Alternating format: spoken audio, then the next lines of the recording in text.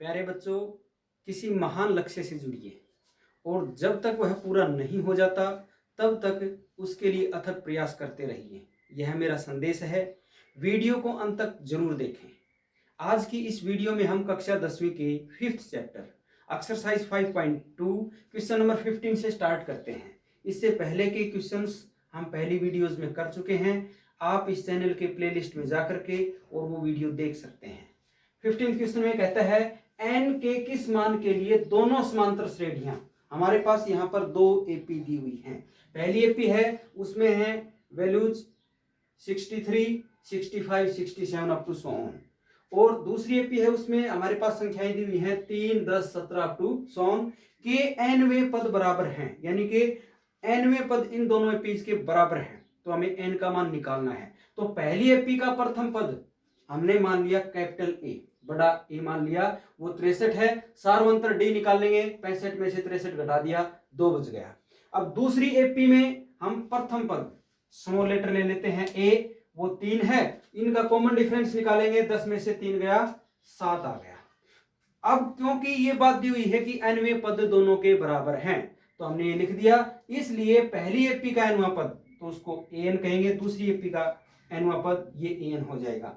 Formula हम जानते हैं तो an निकाल लेंगे हम। पहली एपी के लिए हमने an ये लिख दिया, दूसरी के लिए ये हमने 2 को अंदर मल्टीप्लाई कर दिया, यहाँ 7 को अंदर मल्टीप्लाई कर दिया।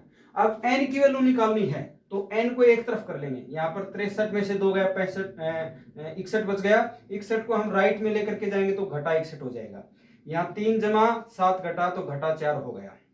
यहाँ पर 2 जमा का 7 घटा का तो घटा 5n बच गया। दोनों तरफ घटा घटा है तो घटा से घटा का निशान भी कट जाएगा। 5 को राइट में लेकर के जाएंगे, डिवाइड में हो जाएगा। 5 से 63 काट देंगे, 5 एकम 5, 5 एकम 5, 1 बच गया। 5 उतार लिया 15, 5 दिया 15, हम कह सकते हैं 13 पंजे 65। तो n का मान हो गया 13। तो 13वां पद दोनों एपीओ में बराबर होगा। बच्चों 16th क्वेश्चन है, वह एपी ज्ञात कीजिए जिसका तीसरा पद 16 है और 7वां पद 5वें पद से 12 अधिक है। बहुत ही आसान है। यहाँ पर तीसरा पद 16 दिया हुआ है तो हम मान लेंगे प्रथम पद ए है और सार्वंतर डी। तो तीसरा पद 16 के बराबर है, तीसरे पद को हम कहेंगे a जमा 2d बराबर 16। अब इसने बताया 7वां पद a7 और 5वां पद a5। 7वां पद 5वें पद से 12 अधिक है तो 5वें पद में 12 जोड़ देंगे तो दोनों बराबर हो गए। 7वें पद को कहेंगे a जमा 6d, 5वें पद को a जमा 4d जमा 12 है। दोनों तरफ a जमा, इनको इधर लाएंगे तो घटा हो जाएगा, ये कट जाएंगे। 4d को इधर लेकर के आएंगे, घटा 4d हो गया। 6 में से 4 गए 2d और उधर 12 बच गए। d का मान हमारे पास 6 आ जाएगा, 2 6 12। d का मान समीकरण 1 में रख देंगे तो a का मान आ गया 4। हमारे पास प्रथम पद a 4 है, सार्वंतर d 6 है, तो हम एपी आसानी से निकाल सकते हैं। हम लिख देंगे प्रथम पद 4, फिर उसमें 6 जोड़ देंगे, 6 जोड़ देंगे, इस तरह से हमारी एपी बन जाएगी। नेक्स्ट क्वेश्चन इज, ये कहता है एपी, ये दी हुई है 3, 8, 13 अप टू अंतिम पद है 253। ये कहता है इस अंतिम पद 253 से 20वां पद ज्ञात कीजिए। तो हम देखते हैं, प्रथम पद ए 3 है, सार्वंतर डी कितना हो जाएगा 5, अंतिम पद हमारे पास 253 दिया हुआ है। इस पद से हमें मान लीजिए केवां पद निकालना है। इस तरह का शायद ये एक ही क्वेश्चन है, तो इसके लिए आप जनरली एक फॉर्मूला याद कर लीजिए। मान लीजिए अंतिम पद से केवां पद निकालना है, तो इसके लिए फॉर्मूला क्या होगा, अंतिम पद लास्ट टर्म माइनस के माइनस 1 इंटू डी। तो अब हमने 20वां पद निकालना अंतिम पद से, तो एल का मान तो 253 दिया हुआ है, माइनस के का मान कितना है 20, क्योंकि 20वां पद निकालना है तो 20 घटा 1 और डी का मान 5 था, तो ये हो जाएगा 253 घटा 20 में से गया 19, 19 पंजा 95, 253 में से 95 घटाएंगे तो 158। ये हमारा इस पार्ट का आंसर हो जाएगा। स्टूडेंट्स 18th क्वेश्चन है, किसी एपी के चौथे और 8वें पदों का योग 24 है तथा छठे और 10वें पद का योग 44 है। इस एपी के प्रथम 3 पद ज्ञात कीजिए। तो बच्चे हम मान लेते हैं प्रथम पद ए, सार्वंतर डी। अब प्रश्न के अनुसार चलते हैं तो प्रश्न कहता है कि चौथे और 8वें पद का योग 24 है। चौथे पद को कहेंगे a जमा 3d, 8वें पद को 1 जमा 7d। a 2a 3 और 7 10d बराबर 24। पूरा समीकरण 2 से भाग हो रहा है तो दोनों तरफ 2 से भाग कर देंगे, हमारे पास आ जाएगा a जमा 5d बराबर 12। ये समीकरण नंबर 1 हो गया। अब नेक्स्ट फिर प्रश्न कहता है कि छठे और 10वें पद का योग 44 है, तो a6 plus a10 equal to 44।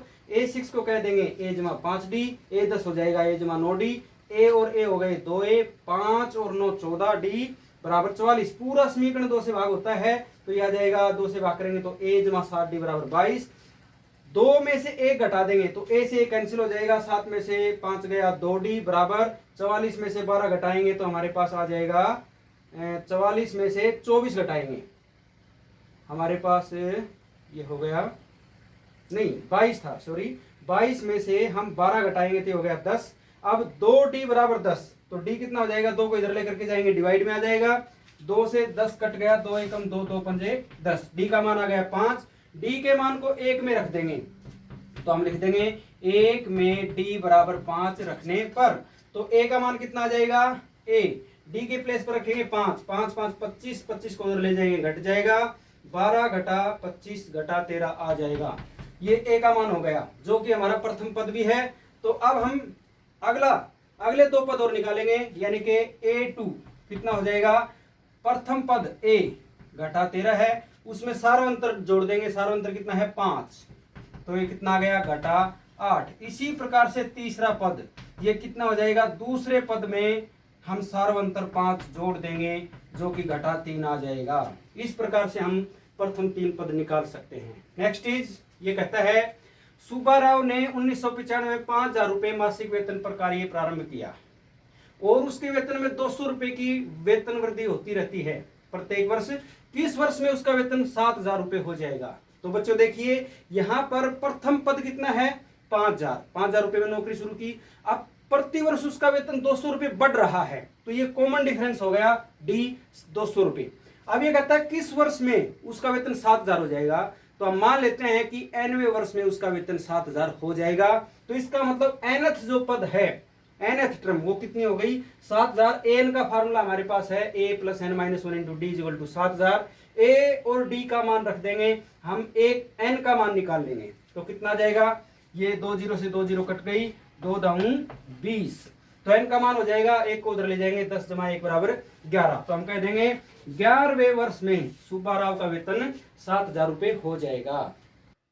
प्यारे बच्चों, लास्ट क्वेश्चन करने से पहले यदि आपने अभी तक इस चैनल को सब्सक्राइब नहीं किया है तो सब्सक्राइब जरूर करें, वीडियो को लाइक और शेयर करें।